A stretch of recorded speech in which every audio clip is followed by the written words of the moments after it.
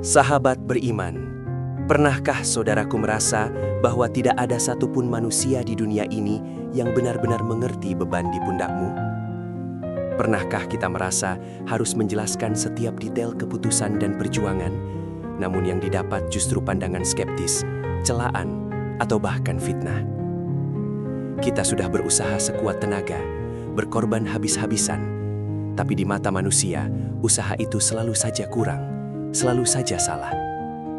Rasa sakit itu menusuk, membuat kita berpikir, apakah perjuanganku ini sia-sia? Jika ya, mari kita duduk sejenak. Karena justru di titik keputusasaan itulah, kita akan menemukan sandaran paling sejati. Assalamualaikum warahmatullahi wabarakatuh. Selamat datang saudaraku di majelis maya yang penuh kasih sayang ini. Hari ini kita akan membahas sebuah topik yang sangat fundamental, yang akan menjadi penenang hati bagi setiap insan yang merasa lelah dipahami. Jika tak ada satupun yang mengerti jalan hidup kita, cukuplah bagi kita bahwa Allah Subhanahu wa Ta'ala Maha Tahu. Dialah Al-Alim yang Maha mengetahui setiap detail niat di dasar sanubari kita, bahkan sebelum kita sempat merangkainya menjadi kata-kata. Pemahaman ini bukan hanya sekedar teori, tapi adalah fondasi dari ketenangan jiwa, akar dari keikhlasan, dan pintu gerbang menuju tawakal yang hakiki. Seringkali, kita terlalu fokus pada validasi manusia. Kita menghabiskan energi untuk membela diri, menjelaskan latar belakang keputusan kita yang seringkali kompleks, berharap manusia akan memberikan pengakuan atas kesulitan yang kita hadapi. Namun, saudaraku, manusia itu terbatas. Pemahaman mereka dibatasi oleh pengalaman pribadi, sudut pandang mereka dibatasi oleh apa yang tampak di permukaan, dan empati mereka seringkali memiliki batas kadaluarsa. Mereka melihat hasil akhir, namun tidak menyaksikan darah, keringat, dan air mata yang telah kita korbankan dalam kesendirian. Betapa melelahkannya hidup jika kita terus-menerus mengejar pengakuan dari makhluk yang serba terbatas ini. Coba kita renungkan, siapa yang menyaksikan kita bangun di sepertiga malam, di saat seluruh dunia terlelap, mengadu semua kegelisahan yang tak mampu kita sampaikan kepada siapapun? Siapa yang melihat kita menahan lisan agar tidak mencela, meskipun hati terasa disayat, demi menjaga kedamaian dan keridhoannya? Bukan tetangga, bukan rekan kerja, bahkan mungkin bukan pasangan hidup kita. Hanya Dia. Hanya Allah Jalla Jalaluh, yang pandangannya tidak pernah luput, yang catatannya tidak pernah salah, dan yang ingatannya tidak pernah pudar. Kedekatan inilah yang harus menjadi sumber kekuatan utama kita.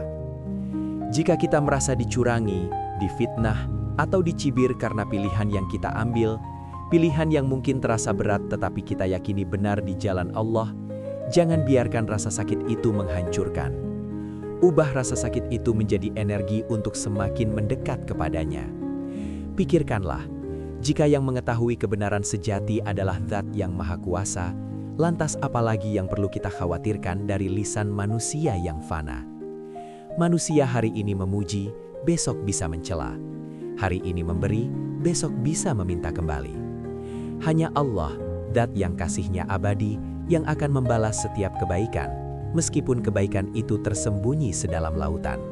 Kala kita berada dalam situasi tertekan, di mana beban tanggung jawab terasa mencekik, dan seolah-olah seluruh alam semesta berkonspirasi melawan kita, ingatlah namanya, Al-Khabir, yang Maha mengetahui hal-hal terperinci. Dia tahu kesulitan finansial yang membuat kita susah tidur. Dia tahu pergulatan batin saat kita berusaha istiqomah di tengah lingkungan yang penuh godaan. Dia tahu niat tulus kita saat beramal, meskipun orang lain menuduhnya sebagai ria.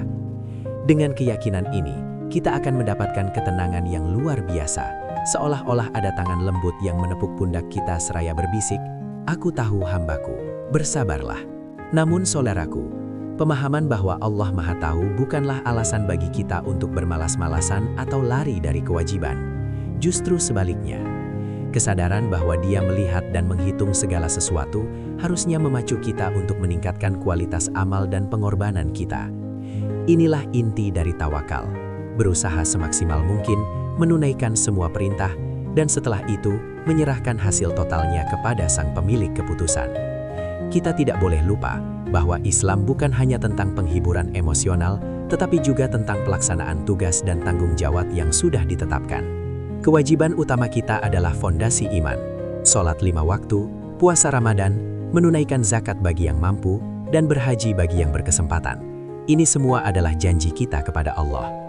Ketika hati kita terasa remuk karena tidak dimengerti manusia, seringkali solusi paling mujarab bukanlah mencari pengakuan baru, melainkan kembali kepada fondasi ini. Apakah kita sudah benar-benar menjaga sholat kita? Apakah hubungan kita dengan Al-Quran sudah optimal? Jika kita merasa jauh dari ketenangan, mungkin bukan karena ujian yang terlalu berat, melainkan karena kita mengabaikan hak-hak Allah atas diri kita. Mari kita fokus pada apa yang bisa kita kontrol. Kita tidak bisa mengontrol pikiran orang lain, komentar pedas mereka, atau penilaian subjektif mereka. Tetapi, kita sepenuhnya bisa mengontrol bagaimana kita menunaikan kewajiban kita sebagai seorang hamba. Fokuslah pada menyempurnakan wudhu, khusyuk dalam sholat, dan memastikan rezeki yang kita bawa pulang adalah halal. Ketika kita sibuk memperbaiki hubungan vertikal dengan Allah, insya Allah, urusan horizontal dengan manusia dan dunia akan diperbaiki dengan sendirinya olehnya. Inilah janji ketenangan sejati. Kadang-kadang, ketika kita merasa sangat tidak dimengerti, kita cenderung menyalahkan takdir atau bahkan menyalahkan diri sendiri secara berlebihan. Stop, hentikan siklus negatif ini. Ingatlah bahwa Allah tidak pernah menzolimi hambanya. Ujian yang kita hadapi adalah bagian dari kurikulum ilahi yang dirancang khusus untuk memuliakan kita. Setiap rasa sakit, setiap air mata, setiap kesulitan yang kita lalui tanpa diketahui orang lain sedang diubah menjadi timbangan pahala yang besar di hari perhitungan nanti. Ketika kita merasa lelah berjuang sendirian, bangkitlah dan bersujud. Sholat adalah titik temu di mana kita tidak perlu menjelaskan apa-apa.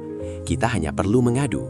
Dalam sujud, seluruh beban lisan yang kita coba sampaikan ke dunia akan lenyap, karena kita tahu yang kita ajak bicara adalah Zat yang menciptakan lisan itu sendiri, yang mengetahui isi hati sebelum pikiran kita merumuskannya. Sholat adalah panggilan pulang bagi jiwa yang lelah. Saudaraku, mari kita ubah perspektif. Mungkin tidak dimengerti oleh manusia adalah sebuah anugerah. Mengapa? Karena hal itu memaksa kita untuk fokus mencari pengakuan dan penilaian hanya dari Allah semata.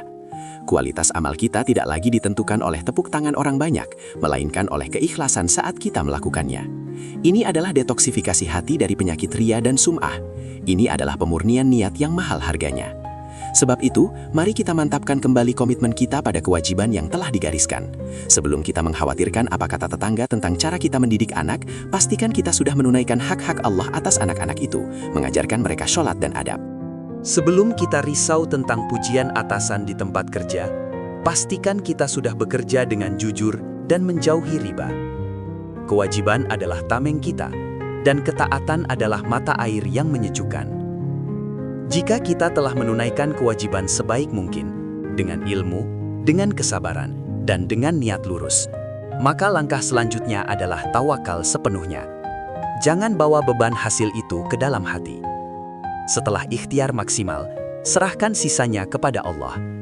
Percayalah, Dia tidak akan pernah menyia-nyiakan usaha hambanya, meskipun usaha itu terlihat remeh di mata manusia. Konsep tawakal sejati adalah bekerja dengan tangan, seolah-olah tidak ada Tuhan, namun percaya dalam hati, seolah-olah tangan kita tidak mampu berbuat apa-apa tanpa izinnya. Jangan pernah menganggap remeh ikhtiar lahiriah. Ini adalah sunnatullah di dunia. Seorang petani tidak hanya berdoa agar panen berhasil, ia harus menggarap tanah, menanam benih, dan merawatnya. Setelah semua usaha itu tuntas, barulah ia menyerahkan hasil kepada Zat yang Maha Pemberi Rizki.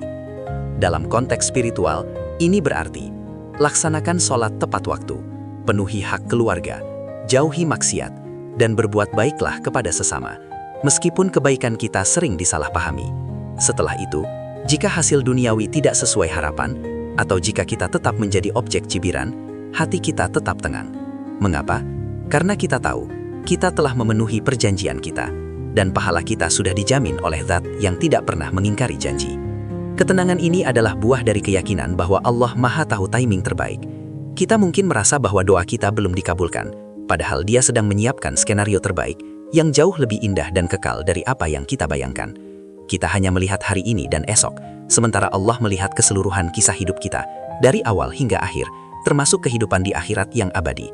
Maka untuk hati yang sedang galau karena merasa diasingkan dan tidak dimengerti, izinkan saya berikan resep sederhana ini. Perbanyaklah istighfar untuk membersihkan hati dari kotoran kekecewaan terhadap makhluk, dan perbanyaklah zikir untuk menambatkan hati hanya kepada Sang Kholik. Ingatlah selalu, kepuasan terbesar seharusnya datang dari pengetahuan bahwa Allah ridho atas usaha dan perjuangan kita, bukan dari pujian manusia yang bersifat sementara. Ketahuilah saudaraku, bahwa setiap luka yang kita tanggung dalam kesendirian, selama itu dalam rangka ketaatan kepada Allah, adalah investasi spiritual yang nilainya tak terhingga. Jangan pernah merasa sendiri. Allah selalu bersama kita. Setiap langkah kita terpantau, setiap niat kita terbaca. Rasa aman yang paling hakiki bukanlah ketika seluruh dunia memuji kita, melainkan ketika kita tahu bahwa segala urusan kita ada dalam pengawasan dan jaminan dari Tuhan semesta alam. Oleh karena itu, marilah kita kembali kuatkan pegangan kita pada tali agama Allah. Jangan pernah sekali-kali mengorbankan kewajiban kita hanya demi menyenangkan hati manusia yang fana. Jadikan ketaatan sebagai prioritas utama dan tawakal sebagai penutup setiap ikhtiar. Biarlah manusia berpendapat apapun tentang jalan hidup kita, asalkan di sisi Allah nama kita tercatat sebagai hamba yang sabar, ikhlas, dan senantiasa menunaikan amanahnya.